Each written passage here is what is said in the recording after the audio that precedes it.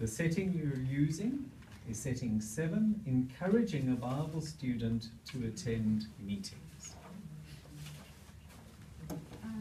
Benes, I must commend you for the dedication you've shown over the last couple of months in attending the meetings. I'm really proud of you. But I've noticed that for the last few weeks, you haven't been to the meetings, and I've been worried and wondering if everything's okay.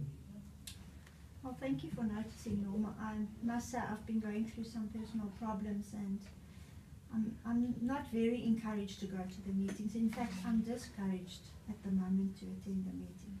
I'm so sorry to hear that, my sister, and I can imagine that this must be very difficult for you, and probably most of us can identify with what you're going through at the moment, because we all go through personal problems. Yeah. But you know what? I've just been going through the encounter by a very motivating encounter by the personality, Bible personality by the name of Eliezer, who was the 3rd son of Aaron, the high priest.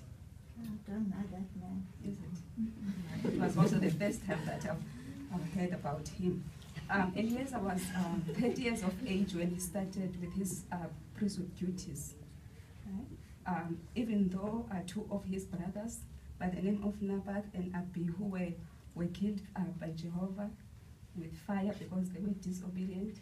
And even though he was living at the time when Israelites were committing a lot of sin, what stood out for me about Eliezer is the fact that he was very zealous in his priesthood duties, very loyal and unwavering.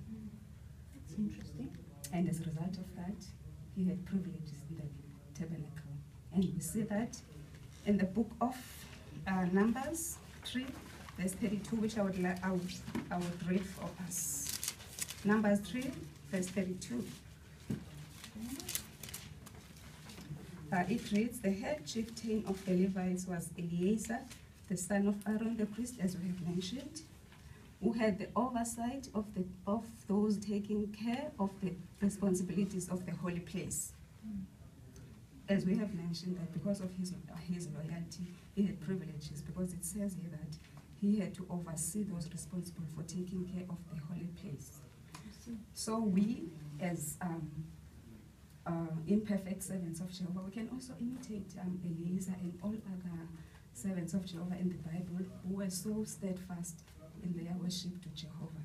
That's And a good point. one of the ways we can do that is by attending meetings. Okay. And I've just been reminded of the last week Watchtower. There was 2 sentences that stood out for me. I would like you to read this for us. This one here. Yes. It says, meetings are a gift from God, and they help us to strengthen our relationship with Him. At our meetings, His organization gives us the encouragement and direction that we need. You see here, it says that meetings are, Strengthen our relationship, and it's a gift. it's a gift from Jehovah, and they are there to encourage and to give us direction that we need. That's good advice. Yes, and there's also another scripture, a final scripture that I would like us to read. I also would like you to read for us. Okay. Hebrew 10, 24 and 25.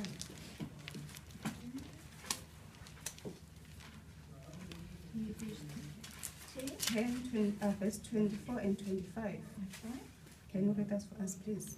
It says, and let us consider one another so as to incite to love and fine works, not forsaking our meeting together as some have the custom, but encouraging one another, and all the more so as you see the day drawing near.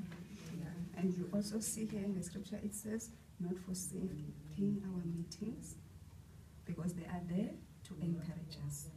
So Benis, tell me, after hearing the encounter about Eliezer and hearing what the word of Jehovah says about the importance of attending meetings, what do you think?